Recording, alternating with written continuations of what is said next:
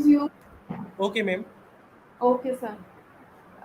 Good morning, one and all present today in this lecture session today. Respected Dr. Chavlesh Kumar, scientist, Division of Fruits and Horticultural Technology, Indian Agricultural Research Institute, ICAR, New Delhi, members of our department, organizing committee, and of course, dear students. It is a very pleasurable moment for all of us this morning to welcome Dr. Chavlesh for this session today. Sir will deliver a lecture on cellular basis of plant propagation in fruit crops. Sir, we welcome you here and also greet you here today at the Department of Horticulture, Dolphin PG Institute of Biomedical and Natural Sciences, Manduwala, Dehradun. Before starting with the lecture, let me introduce a brief introduction of Dr. Chavlesh. Dr. Chavlesh is working as a scientist in the genetic improvement of guava and grapes for the desirable horticultural traits. At present, Sir is involved in the teaching of PG scholars at IARI, New Delhi, in the area of application of molecular markers in horticultural crops.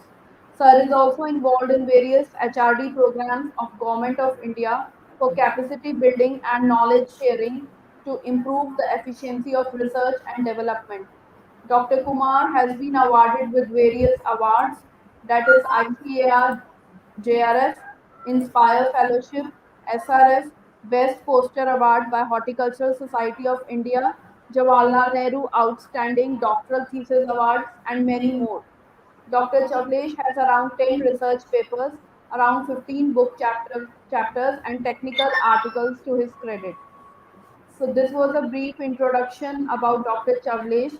Now I would like to request Dr. Chavlesh Kumar to give a very interesting lecture on the topic cellular basis of plant propagation in fruit crops.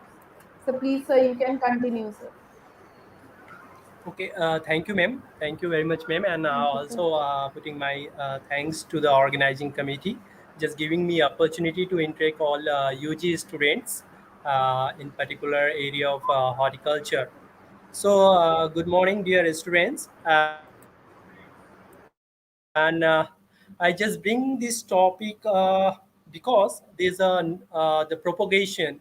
Propagation is one of the important topic, and nursery industry is a the big as an entrepreneur you can see it is a big industry. Okay, so you are specializing in a area of horticulture, so this is one of the important aspect to learn about the plant propagation. Of course, being a student of science, we should know the cellular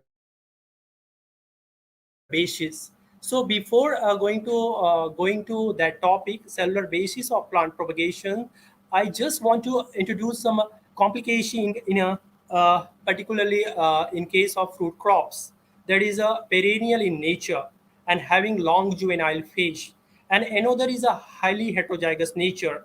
These both of the trait are major contributor which makes fruit crop more complex in nature than other crops.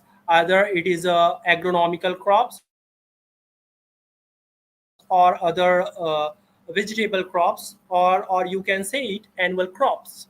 So first I want to talk about the long juvenile phase. What is that? And another is a highly heterozygous nature. Long juvenile phase means, well, this is a physiological state where plant just the period between the vegetative cycle to its reproductive cycle.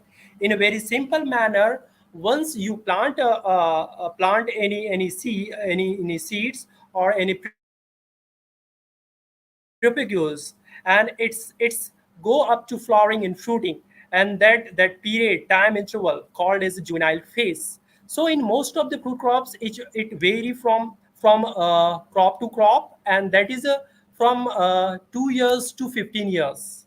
If you see in a many crops like papaya and banana, which are able to fruit within a year, but if you see about peaches and guava, they are taken 3 years at least minimum for its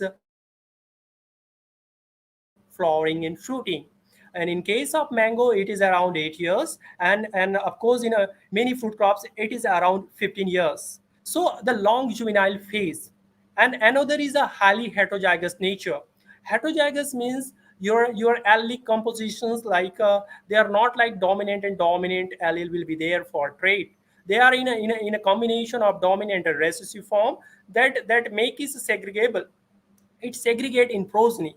Just I am showing this PPT where you can see this is about peach breeding program. You can see once the cultivar parental was selected and crossed, and there is a their germination process, seedling trials, and their clonal trials, and ultimately development of a cultivar takes 12 to 16 years. Once you develop the cultivar means you have to propagate, you have to multiply it for its commercial cultivation. If you propagate through the seeds, it will take a long time because it has a long juvenile phase. That means it will take another 3 or 4 years. Okay. And the second problem, if you propagate it through the seed, it will segregate, means that genetic constitution of seedling will not retain as it is from their mother plant. That's why we are very much concerned about their clonal propagation, or that is that we produce through various vegetative means or asexual means. Okay. So the propagations,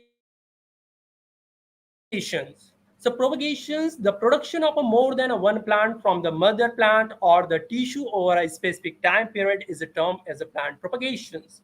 So the prime objective, what is the prime objective of the plant propagation? So the thing is that we should get the progeny that is a very identical to their mother plant, means their genetic constitution should remain as it is to their mother plant. So this is the basis which makes us which forces us to do just clonal propagations. We should take clones of the elite cultivar. If we go through seed that is not feasible, that will segregate. And in ancient time the people are trying different propagation methods. Of course it is for any tree crops or fruit crops.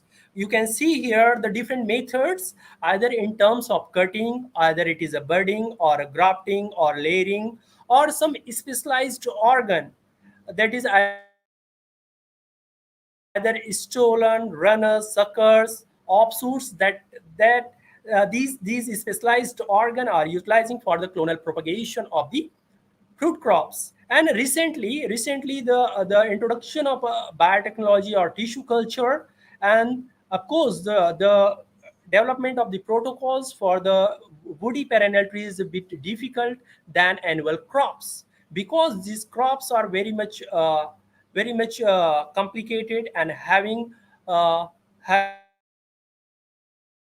phenolics compound, or you can say the cell contain a high amount of metabolic substances which ultimately inhibit their regenerations. So anyway, in advancement the people are trying with the different protocols, different combination of the plant growth regulators. They are enabled to develop a protocol to mass multiplication of these fruit crops, either taking explant, either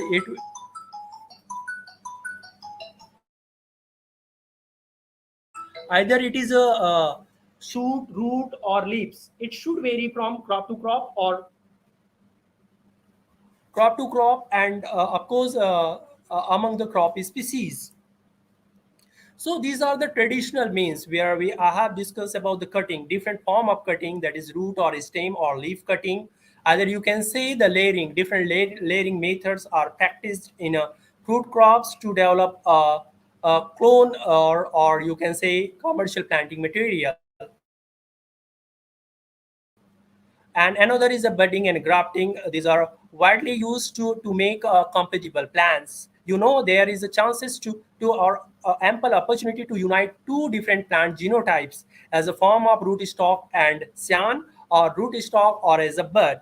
So there is an opportunity that make fruit crop more sustainable while adopting elite rootstock genotype, which which having the different tolerance ability for different biotic and abiotic stresses.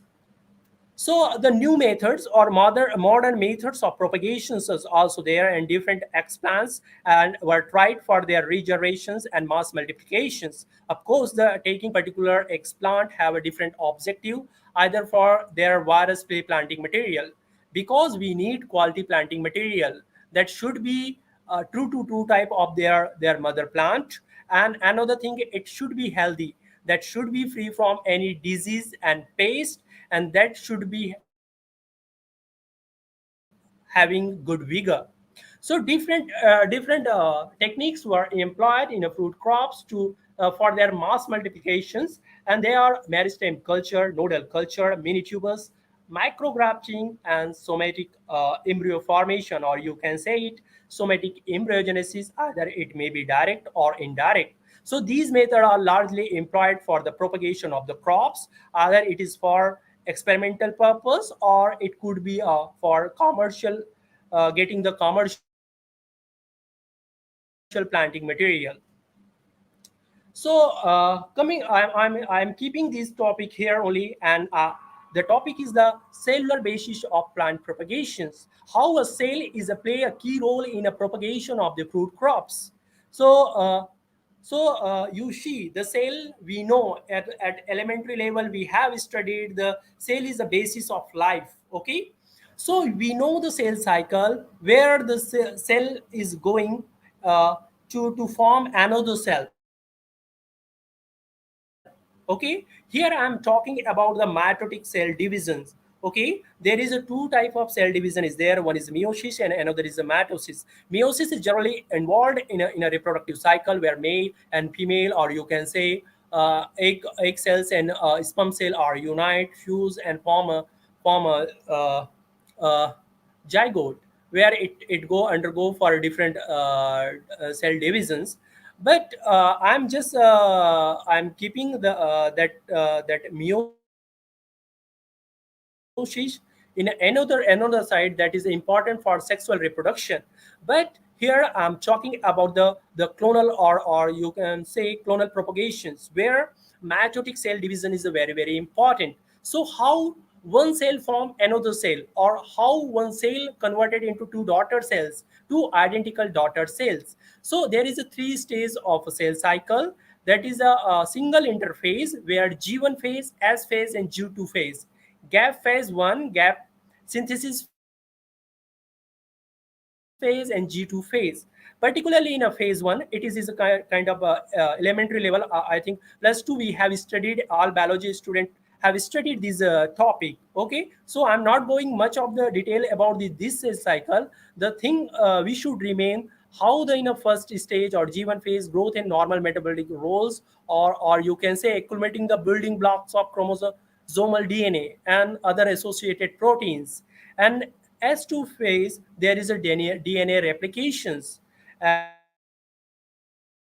And another, the second phase, the cell replenishes its energy stored and synthesizes protein necessary for chromosomal manipulations. Okay, so see this preparation is there. Then cells, once the cell is ready to divide, means there is a kind of signaling, then it went for the mitotic phase or mitotic cell divisions. So here you can say there is a different phases where some early prophase chromosome become condensed, and prophase chromosomes thickened, and metaphase chromosome line up across the center, and anaphase centromere started to separate, and early and uh, early and late telophase, cell plate is let down and produce two daughter cells. They are identical in their genetic constitution. So the one cell is divided into another two cells. One cell is divided into two daughter cells, and likewise they form many cells. Okay, so there is a plant generations. Okay, so the cells are playing important role in the regeneration of the plants, and we know how we are regenerating the plants, or that clonal propagations occurs in traditional means and micropropagations. We are exploring those phenomena of cell division or their cell cycle, how they are making a single cell. One specialized cell is there, then it is converting, or you can say differentiated cell is there, and it go for dedifferentiation, and it have the meristematic ability then form cells. So a common mode of plantation both in nature and vitro is organogenesis, in which plant cuttings or explant first form ectopic apical meristem and subsequently develop shoots and root. The important thing here is the organogenesis, because the cell retain its meristematic ability and form different organs. Okay, so meristems are specialized plant tissues where new cells, tissues and organ are generated through cell division and differentiations. So cell division and their differentiation, again dedifferentiation, redifferentiation is very important, because the cell, plant cells are very much elastic. Okay, it perceives the signals received from the environment and other stimuli, and able to de-differentiate and differentiate and redifferentiate. There is a various phenomena. In coming slide we will discuss how de-differentiation is there, differentiation is there, and redifferentiation is there. So it is a major feature which makes us to develop a whole plant from a single cell. Okay, so this feature is there, and plasticity is there in a plant cells. Of course it is also there in animal cells. uh, so you can see the regeneration process from a particular explant it could be direct or indirect via formation of the callus, or direct go for embryogenesis. So coming slide I will discuss in detail these phenomena. So before going to those phenomena, we should know the totipotency and pluripotency. The term pluripotency is the genetic potential of plant cell to produce the entire plants. Means this term is just explaining how a cell or plant cell has an ability to produce a complete plant. Okay, so that term is called totipotency, and another term is a pluripotency, where this pluripotency is a kind of stem cells, where it can give rise to new cells, new daughter cells. Okay, either it is from root meristematic cells, or you can say shoot meristematic cells. So you can see easily from this diagram where the root apical meristem, that is pluripotent cells, and shoot apical meristem cells, they are enable, and their location is there. So other somatic cells also need induction signals to have a totipotent kind of ability and form a embryogenic cells. Either it is a direct, either it will go for the direct development, or through the callus it will form a embryo like structure, and it will have ability to form a complete plants. Like you can say the zygote, which are formed through the sexual reproduction. So likewise in a mitotic divisions, or you can say in a somatic cells that has ability. So the term differentiation is a very important term. uh, so the once cell have the specialized function, and there is a de-differentiations, means once differentiated cell are again convert into their juvenile phase, or rejuvenate it in retaining its earlier structure. Okay, so so it is a kind of reversal process. Okay, so cell are able to reverse its functions. So we know, and we should understand the topic differentiation, de-differentiation, and redifferentiation. So what is differentiation? The differentiation is the process which lead to maturation of cell, is called cell differentiation. Means one cell is there, it get its function. During differentiation, a few or major changes happen in the protoplasm and cell wall of the cells.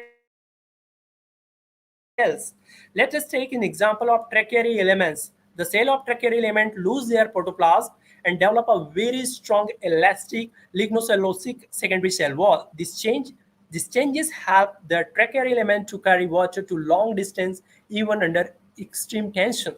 So what happens? A cell has differentiated and get it function, get it functions, and this complete process is called differentiations. And another term is the de-differentiation. We talked. Again, it get revert back. It is kind of revert back. A de-differentiation cell can regain its capability for cell division under certain condition. Of course, certain condition is required, either it is a environmental stimuli or growth stimuli. Okay, so that we can see very distinct de-differentiation in vitro condition, where we are controlling in vitro growth conditions as well as the media. Okay, either it is for different hormones and of course sugar media or their basal media. So this phenomenon is called de-differentiations, formation of interfascicular cambium. Cambium cell is there, and it is very important for a success of grafting, or you can grafting in a most of the woody tree species. And core cambium from fully differentiated parenchyma cells is an example of de-differentiation. So these cells are again having their meristematic meristematic capability, and having to divide actively. Then a term is that redifferentiation. A de-differentiated plant cells once again loses its capacity to divide and become mature. Means again it go for differentiation. This phenomena is called redifferentiation. Hope you have understand this terminology, and this is a basic terminology, like pluripotent and pluripotent cells and totipotent cells, and there are different plants from a single cell. And coming slide, we should understand how they are going on to form a complete plantlets. Here you can understand the totipotency and pluripotency in plant regeneration. Here you can see a cell is there. It is able to divide. Okay, it get divided, and certainly it form a structure or induction of embryogenesis. Here certain shape of a cell is formed, that is a globular stage, herd stage, and torpedo stage, that ultimately develop plants. Okay, that complete process is called totipotency. And here some pluripotent cell actively dividing cells, that is in stem or pseudapical meristem or root apical meristem is there. So you can see in plants, of course, I am taking example from different plants, and including modern plant Arabidopsis. Okay, you can see how the different cells, specialized cells, are able to de-differentiate and form a particular plant organ, or enable to develop a complete plants. You can say here the different epidermis, mesophil, or cortex or vascular tissues are able to differentiate from different explant. Explant means, you see the explant, whatever we are taking for induction, either it should be leaf, flower, or pollen, you can say ovule, or any plant part which we are taking for induction of in vitro inductions for organogenesis or somatic embryogenesis. They are called explant. So here you can say the epidermis portion is there, and it develop somatic embryo. Here you can say the vascular tissue is there, it able to form suit like structure. And again here some mesophil tissues and epidermis tissues are enabled to differentiate. And you can clearly see there is in vitro suit regeneration and somatic embryogenesis from different part of the plants or different cells which are differentiated in their particular function. So they are enabled to differentiate and form they participate in a different organogenesis or somatic embryogenesis for development of complete plantlets. So types of plant regeneration system used in micropropagations. So how the plant is generated? There is a two procedure. One is somatic embryogenesis, and another is organogenesis. Organogenesis, it is of course in a two part, that is either direct organogenesis or indirect organogenesis. In direct organogenesis, multiple bud will initiate, okay, and it auxiliary bud induction will be there, that enable to form a complete plant. And another indirect way, there is a callousing will be there, and there will be individual shooting and rooting will be there, that will be form a complete plant that have a very good shoot and root system. And somatic embryogenesis, it is of course it in a two part. It is a direct and indirect.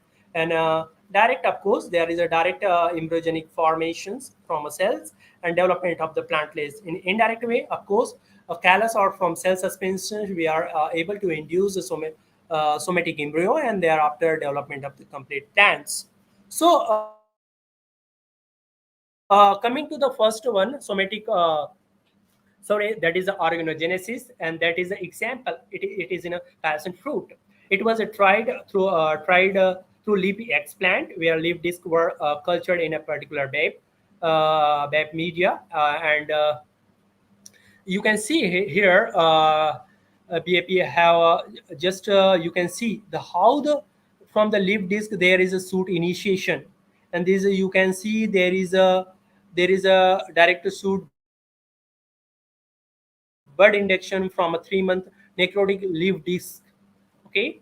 And here the elongation of shoot after a month, okay, on that particular media, and their development of shoot. And here you can see advantageous root inductions while applying particular nutrient hormone naphthalate gastric acid.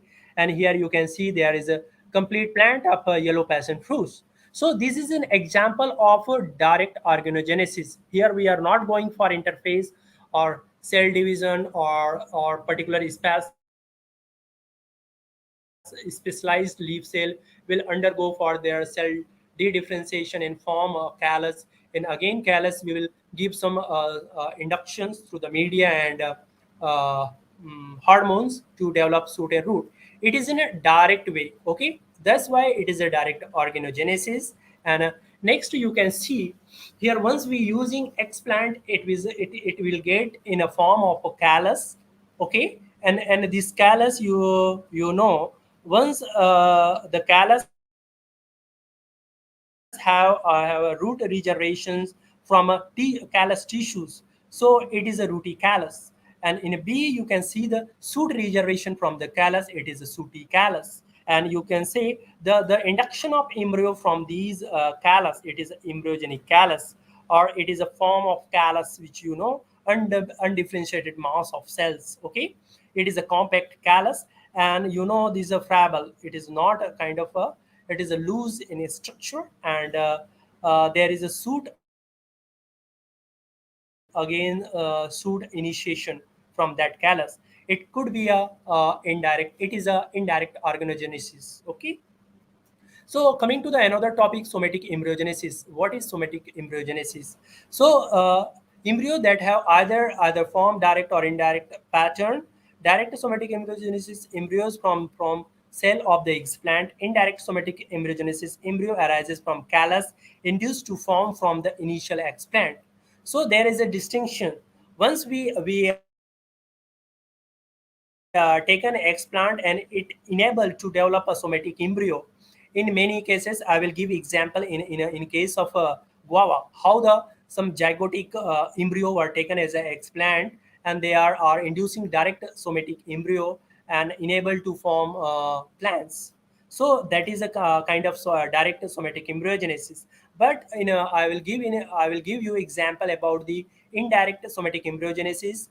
Once we take an explant, it will differentiate in a form of cells and callus, okay. And after callus we will put some nutrient and hormonal just a treatment that will give rise to the some somatic embryo cells, and which ultimately give rise to the plant. So, what is the feature of direct somatic embryogenesis? That is directly developed from the explant without intervening any other cellular phase. Okay, the explant is already possess the potential to form somatic embryo. You know, totipotency that has very much prominent in that cell. Okay, so they form a somatic embryo, and clumps of embryo from the embryogenic centers on the explant usually form epidermal or subepidermal cells. We are taken an example in a few fruit crops, then in a cellular regeneration that had shown how the anatomically they are distinct and as a form of epidermal and subepidermal layer of cells, and developing zygote embryo and seedling tissues expand most commonly regenerate somatic embryo by direct somatic embryogenesis. Means if you're taking a zygotic embryo, once flower is fertilized and develop zygotic embryo inside the fruit, and some seedling tissues at initial level they have a high regenerative capability to develop a somatic embryo, and this pathway is also being observed in some leaf explant. Of course, in many crops, like some crop is there where direct somatic embryogenesis is there through the leaf explant, and somatic embryo produced by direct somatic embryogenesis usually are attached to the explant in a clumps. Once you go for just see the once you put it a explant, there is a clump of somatic embryo is there just beside. I will show you in an example and through images that we may be more clear how they are clumped, that somatic embryo are there and attached with their mother, or you can say that is an explant for that. And the thing is that this direct somatic embryogenesis is not amenable for the automation like bioreactor production of a for mass multiplication or for or going for the synthetic seed development. So that is a limitation because here you couldn't control much about their somatic embryogenesis, and of course these direct embryogenesis have less chances of getting somoclonal variation. Means somoclonal once once you culture a cell or in vitro condition, there is chances of development of some variant, and there will be some genetical changes there, or some that maybe there is a epigenetical changes that bring from different sources, either from through culture, either through their subculturing stages, or that is through the source of explant, or that determined by the genotypic of the genotype of the explant. And of course there are hormonal and media compositions. So that is about somoclonal variation. Chances is there, and of course there is a limiting. We should restrict in many horticultural crops. So somoclonal variation should be limited within a 3 to 5%, not more than that. Okay, so I'm coming to the another somatic embryogenesis, that is indirect. Okay, so at that in indirect somatic embryogenesis, initial explant does not contain cells that can form somatic embryo directly. Okay, this explant must go through an initial callus induction stage. Callus will be there and form somatic embryo in a indirect pattern from these intervening callus. Explants that do not contain non-predetermining cells directly from somatic embryo must be induced. So induction should be there. This indirect method involves an induction period, usually callus or more commonly suspension culture. And for induction, you can see the concentration of the hormones, particularly auxin and cytokinin is very important, and you can see a high amount of auxin in form of 2,4-D is very important for achieving somatic embryogenesis. And that is the results is a cells with a high capable capacity to form somatic embryo, and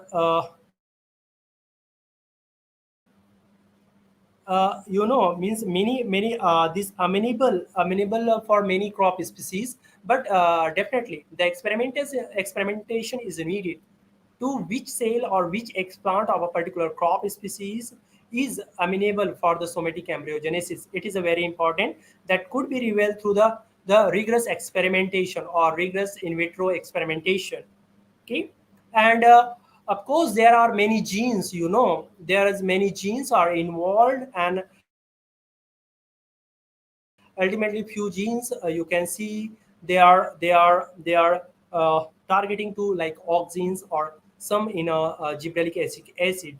So auxin, how I discussed about that, the auxin is favor the somatic embryogenesis formation, and another GA3 here are just blocking that ones to go for somatic embryogenesis.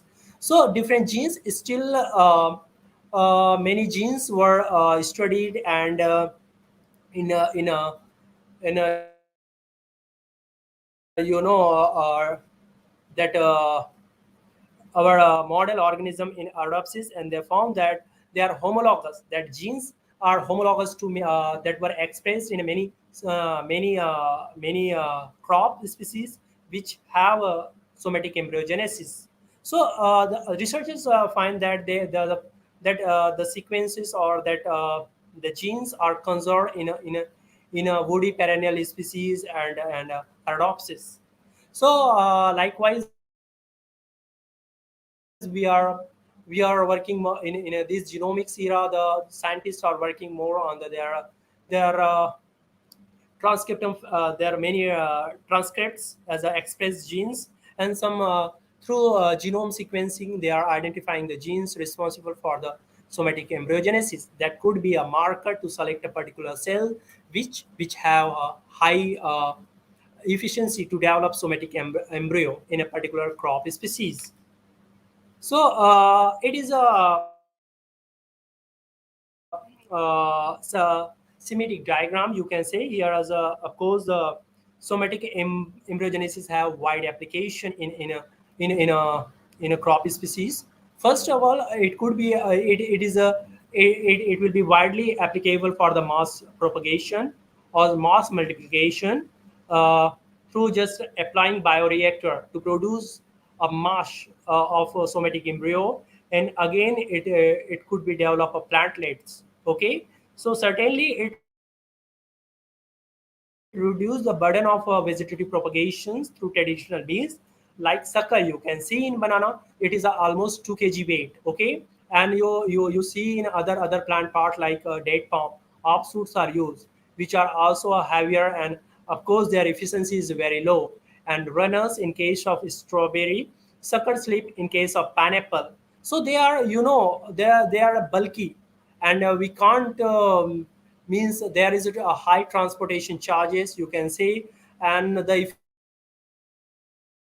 efficiency you can see it is not kind of efficient as is somatic embryogenesis will offer us to get a efficient number of you can say efficient way to develop plantlets in a number. Okay, and of course it is in a very small, and you can say it could be transported easily. So that is a wide application in case of mass propagation, or you can say mass multiplication of elite clone. Okay, and another application is a germplasm exchange. Okay, and synthetic seed formation. There is a cryopreservation. You can keep it. Okay, so just we understand the how the somatic embryogenesis is going on in a two way. That is a there is a direct somatic embryogenesis and another is a indirect. You can see leaf explant here, direct embryo will form, and that develop the somatic embryo will enable to develop complete plantlets. Okay, and another is there is a cell culture. Cell is there. You will see there is a induction is there, and some somatic embryo will form, and this will lead to development of the plants. Of course, these somatic embryogenesis are wide application in transgenic approach and trans development of a genetic engineered crops. So this is another application of these somatic embryogenesis. You can say in a fruit crops, in a guava, Ryan co-workers have developed a somatic embryogenesis protocol. So But here they have taken zygotic embryo. I have already discussed about how the zygotic embryo and seedlings are well amenable for direct somatic embryogenesis. So you can see here, you can see the plant is there, mother tree is there, fruits, immature fruits collected after 10 weeks of anthesis, and this is zygotic embryo where induction is there, and the different somatic embryos are formed. You can see the mature somatic embryo and how they are able to germinate and form a complete plants, and these were transferred under fair condition and develop a complete adult plant. So this is example of direct somatic embryogenesis, and another example is a indirect somatic embryogenesis in case of Baramasi mango. Al Busaidi, this work in the Oman, and you can see here they selected immature fruits, and half of the cells, you can say the nuclear cells were selected, cutted that stone, and nuclear cells were enabled to form callus. Okay, and these callus are enabled to differentiate into the embryo, and they are enabled to develop a plant with a suit and root, and these were transferred under the fair condition. So this is about the somatic embryogenesis. And another application of the somatic or this phenomenon can be explored in a development of the synthetic seed. It is also mean of a clonal propagation, where the genetic constitutions of of synseed or synseed developed plant will remain as it is as their mother plant. So synthetic seed, also called synseed, contain an embryo produced by somatic embryogenesis enclosed with an artificial media that supply nutrient and encased in an artificial seed covering. Technology to carry out each of these steps is available for some crop seeds, although on many things the patenting is issue. They have given in some Hartman and Kester book. Some patent are issue for this commercial exploitation of synseed, and of course in coming year this issue will solve, and this will be commercialized. Okay, so what is the application or uses of synseed? Of course there through we can use clonal propagation, and hybrid plants. Okay, ultimately we are going time to time their seed production, that is a very tedious job. So once you can get a sensing seed of a develop hybrid lines or hybrid variety, you can use it time to time. Okay, it means year to year. Okay, and you can add it through using synseed. You can add it some beneficial microorganism or kind of pesticide and other growth regulator, which enhances early growth of their plantlets as a form of you can say once you show, and you will get a good growth about that particular grown plant. And the process of developing synthetic seed is start with the development of somatic embryo, that is the initial step, and synchronous development is important. That's why indirect somatic embryogenesis is amenable for that development of synset. Okay, and somatic embryo are then either directly encapsulated or partially dehydrated before encapsulations for its better storage. Materials that have been used for encapsulations are sodium alginate, okay, a soluble hydrogel, or carrageenan gum, gel and a core polyox wafers. These are using as a encapsulating material. Okay, and it is like a traditional seed. Since seed is like kind of if it is encapsulated in a proper way, it could be like a normal traditional seed. The thing is that the difference between these sin seed and traditional seed is that the storage is matter. The sin seed have a very short storage life. It is a kind of short storage life. Okay, and you can say the higher storage life how the synthetic seed has prepared. There is a plant. We will take a explant, okay, and of course there are treatment, okay, and here it will form a direct embryo, so we can encapsulate it, okay, and it could be a synthetic seed, okay. You can use it for direct sowing in the soil, or you can go for long-term storage in a liquid nitrogen, or short-term storage, or place on a nutrient media, or you can say the plant-led formations, or here you can this one also you can use it for plant regeneration things, and you can see direct sowing that will be lead to plant-led development, or it could lead complete plantlets. But in indirect embryogenesis, what happen? We keep explant in nutrient media. It will have callus and embryos, or there could be this will lead the multiple shoots here, okay. There is a chances, and this basically depend on the nutrient media, what nutrient media we are providing. Either go for embryogenesis, or you can for shoot or root development. So here we are keeping those embryo in a calcium chloride alginate, dropping of alginate mix explant into calcium chloride for just in their protecting wall. We are preparing, okay. So physically the synseed looks like this one. You can say these encapsulated one, and these are the different nutrient media, plant development, and this is the complete plants, okay. And coming to the topic, uh, another another after completing the in vitro regeneration method, I'm just proceeding toward the vascular sorry there is a traditional propagation methods, how their cell is matter, a particular cell is important there. So we know in a graft union formation there is a root stock or sand portion is there. So there is a important is the lining of the vascular camium of the root stock and sand.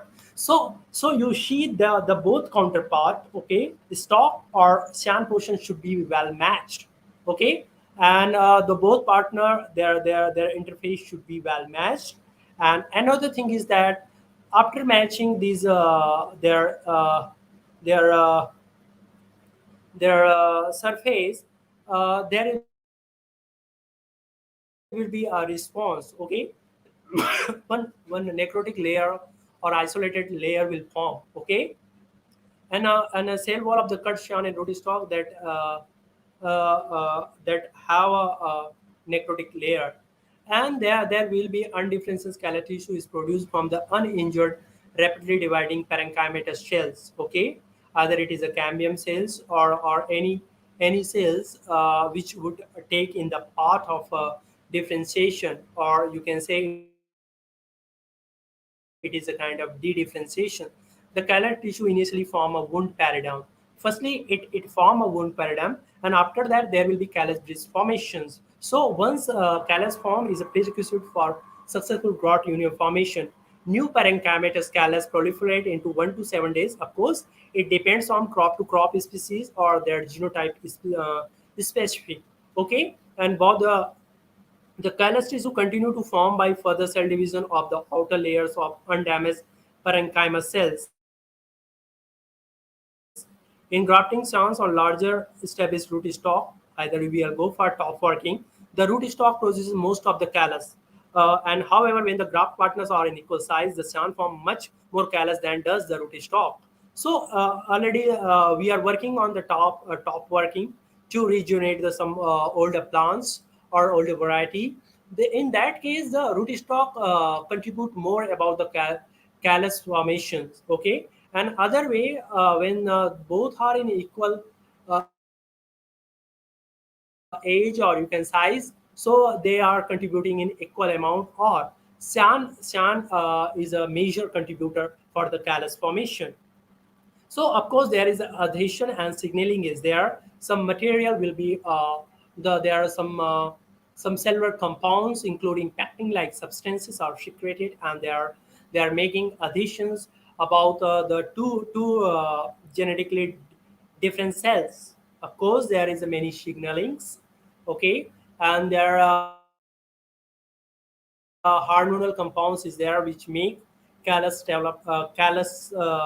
formations. There is a callus bridge development, and of course there is a vascular development. We will get it through the illustrations which were given in a Hartman and Kester book. Recently revised version, they have illustrated how the stage one is there and how the different section is there in a stem cross section. So it is a pith here, secondary xylem is there, vascular cambium is there, phloem is there, cortex and peridome. These are different sections or anatomical distinction of different part of the stem. So during grafting we are doing like we are keeping the match, okay, and once there is a callus bridge formations and there is a wound repair xylem and phloem and production of initial vascular cambium, and here the complete vascular differentiation, and their phloem and xylem are matching, okay. So you can, it is a complete shed where Wang and Yin and Wang have depicted in a simple flow diagram. There is a rupture cell collapse. Once we cutted the chan and root stock, there will be rupture of the cell, okay, and cleaning of the cell debris, intact cell of the chan and root stock contact. So this will happen in there in grafting. Cell communication network established. Of course, there will be many signaling. There will be a receptor molecule that receive particular signal and enable to synthesize certain hormone that enable a cell to de-differentiate, okay, and form a cells mass of cells. Then again they are going to differentiate and form a vascular tissues in form of xylem and phloem. And cell communication network established. There could be polysaccharide and auxin accumulation, cell division and cell for callus formation, callus differentiation, and vascular tissues reconstruction. So, of course, in model plant, model plant Aropsis thaliana is there. Please, I'm in class. Sorry for that. Uh, uh, so, uh, because perennial woody having a long juvenile phase, or you can say it is a matter of time, and that's why the people are or researchers are working or taking many model organisms, okay, model plants, okay. They are very short life cycle. They are very easy to handle. They are very easy to grow, or they are very easy to perform any research on that particular plant. So Arabsis thaliana is one of the model organism, and the grafting study was just the grafton study to see as a basic function of different genes and different signaling pathways, or you can say there is a different transcriptome factors. They have studies to conclude how the cell to cell communication is there and which part is important in case of grafting.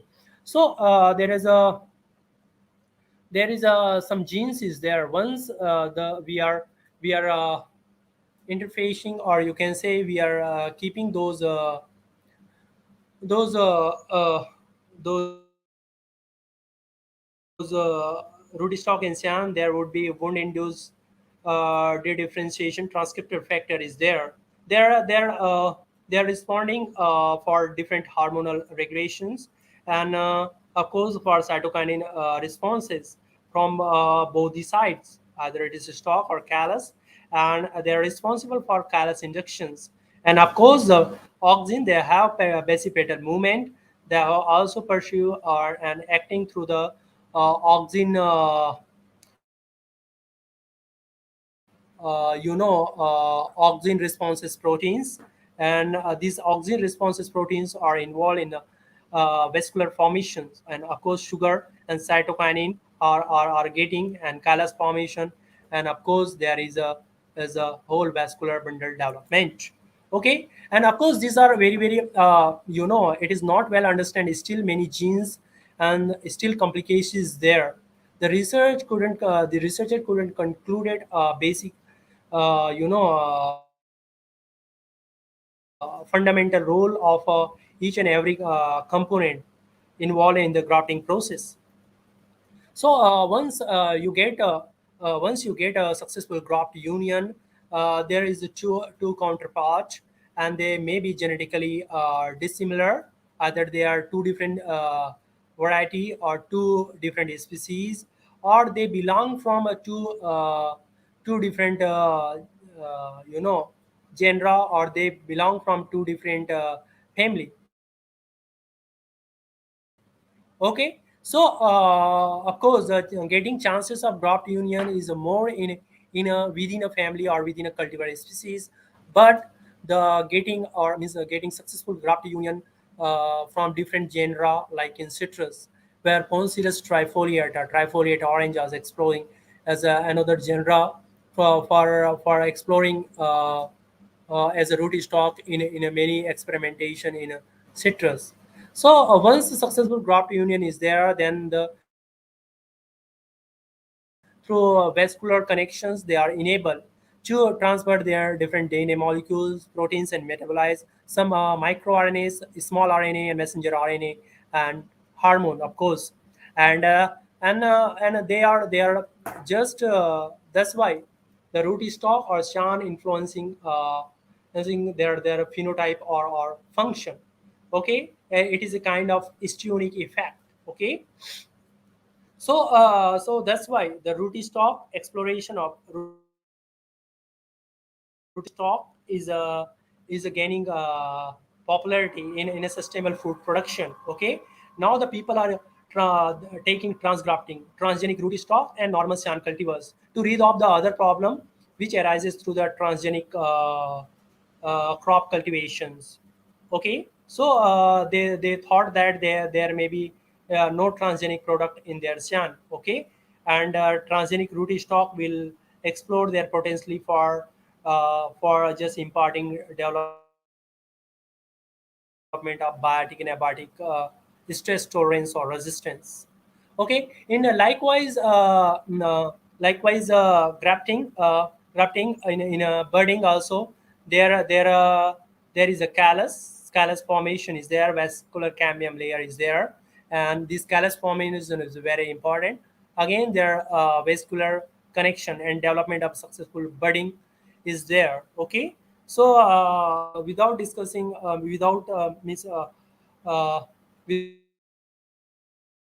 without delaying on these aspects, this is same phenomena here. The whatever that is in a grafting process, here the portion is like retained as a bud, but cambium layer and callusing is here. Okay, so ultimately they are the form of vascular connections and successful budding is there. Again, in a cutting, cutting on the other hand, wound induce roots development only after the cutting is made. Respond the wounding in preparing the cutting.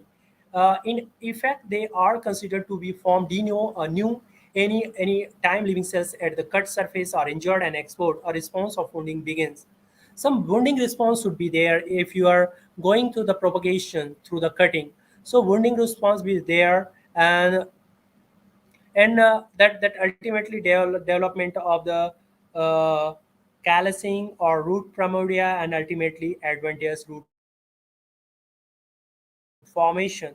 So the outer inner cells die. Okay, once we cutted the particular stem or any part. Okay, it die and develop a necrotic plate form. The wound is sealed with a corky material, that is a subrain. Okay, and the xylem may be plugged with gum. Okay, some gummy substances is secreted by the cells. Of course, there many signaling will be there. This plate protect the cut surface from the desiccation and pathogens. Okay, that necrotic plate and plugging, just plugging the xylem vessels will protect the desiccations. Means moisture if moisture will that desiccation means there will be drying. Okay, and we are unable to get successful plant development from a cutting portion. And of course pathogen. Okay, living cells behind this plate begin to divide after a few days, and a layer of parenchyma cells form callus, which develop into a wound paradigm. There will be a wet paradigm, wood paradigm. The wound paradigm and certain cells in the vicinity of the vascular cambium and phloem begin to divide and initiate de novo adventitious root formation. So once the callus is there, there is a signaling. You show the cell in a potential site. Differentiation cell acquire competency. Of course, competitions is there. Induction should be there, and determination, differentiations, formation of root initial, root primordia, growth and emergence of adventitious root is there. So cell in potential site, the same will be happened here, and formation of meristema of adventitious bird and adventitious bird embryonic suits, growth and elongation of adventitious bird into adventitious suits. Okay.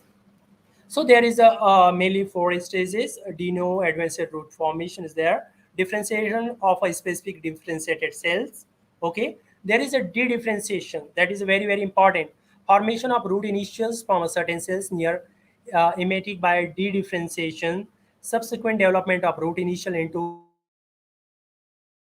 organized root primordia, and growth and emergence of root primordia outward through the other stem tissues, plus the formation of the vascular conducting tissue between the root primordia and the vascular tissue of the cuttings. So that is a very important for the successful development of the plants through the cuttings. And another aspect is that is also used in the clonal propagations, that is apomixis, and a flowering plant angiosperm. Reproduction through the seed occur by sexual mean or sexual reproductions, but there is some asexual pathways are there that generate embryo. Okay, that is through the asexual means of propagation. And apomixis is that apomixis in a flowering plant is defined as the asexual formation of a seed from the maternal tissues of the ovule, avoiding the process of meiosis and fertilization, leading to embryo development. Okay, so the apomixis is a one is another aspects to explore clonal propagation in horticultural crops, particularly like mango and citrus. There is a nucellal embryony is there. Okay, means either you go means once you growing a seed, there may be a number of seedlings, that is generally polyembryony. Polyembryony is another terms I will discuss in coming slides. Here the you should understand the term apomixis. Here there no be sexual recombination or fertilization is there. Definitely zygotes is developed through the double fertilization, but some process, some bypass process is there where maternal tissues are enabled to form a embryo that is retain their clonal ability, or that is true to type of their mother plant. So that is also explored in a clonal propagation. And of course in rootstock development of the mango and citrus, that is immensely explored. And of course, in agriculture and horticulture, these are uses for clonal propagation. Of course, the juvenility. Once you are getting the apomixis seedling, or that will be the juvenility is a matter. Okay, what happened? We are doing clonal propagation. We are cut it down the juvenile phase. Okay, once we grafted or budded plant, we are enabled to take flower and fruit within a year, or we are generally recommended 3 year. 3 year after budding or grafting, we are continually removing the flower to just augment the growth of particular grafted or budded plant. So in that case, the juvenility is a matter, of course, and that's why mostly in a rootstock propagation, this phenomenon is explored, where fully differentiated or mature or physiologically mature shan sticks are grafted. Okay, so in many crops which were there like citrus, mango, mangosteen, jamun, and of course for getting virus free material or vigor like seedling. This can be or uniform planting material. This can be explored. Okay. And another term is a polyembryony. Polyembryony means there is a number of seedlings, either that is generated through the sexual means or asexual means, or it could be a combination of both. That is a called polyembryony, and that is also explored in like a polyembryony, like I have discussed about citrus and mango. It is explored for the rootstock propagation. So it is all about the clonal propagation, which I have discussed in a brief. Okay, so it is about the clonal propagation and how the individual cell are enabled a complete plantlet or as a clone, as a identical to their mother plant. Okay, through the somatic embryogenesis and and of course participating through cell division, and of course there are various genetic capability like totipotency, and they are enable a cell has enabled to form to differentiate, de-differentiate, and redifferentiate. So it is from my side, and if you have any query, I'm welcome to you for any discussion or curiosity. Thank you one and all for your kind hearing.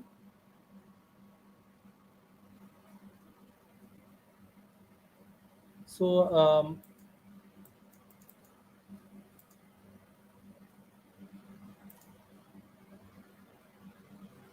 so it is over now.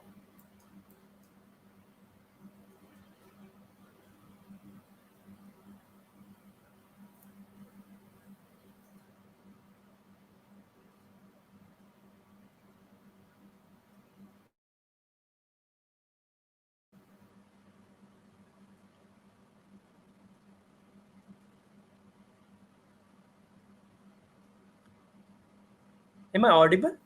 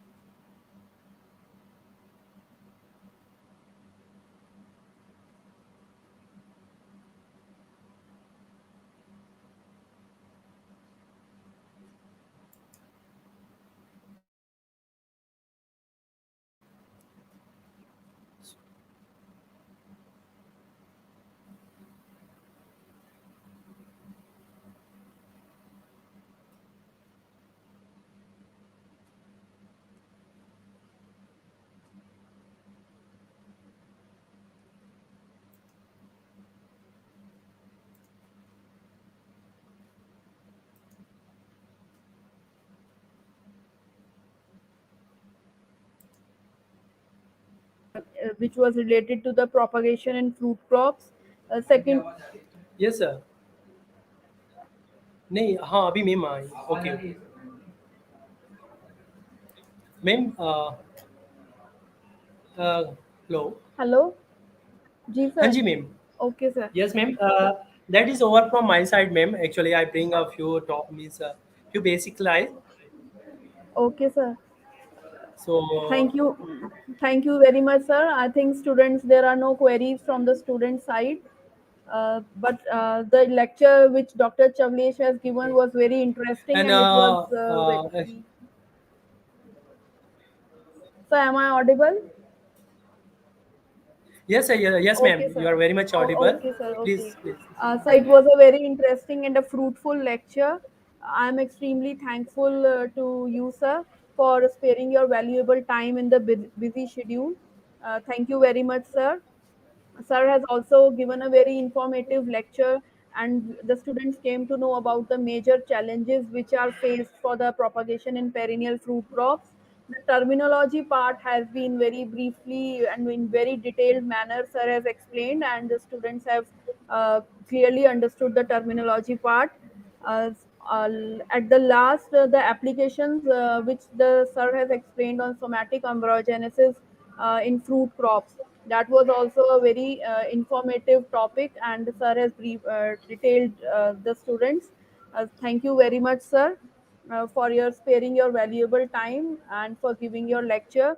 I am also thankful to Mr. Arvind Gupta, Chairman of Dolphin PG Institute, Dehradun, and Principal of our college, Dr. Shalja Pant, faculty members of the department, and of course, students also.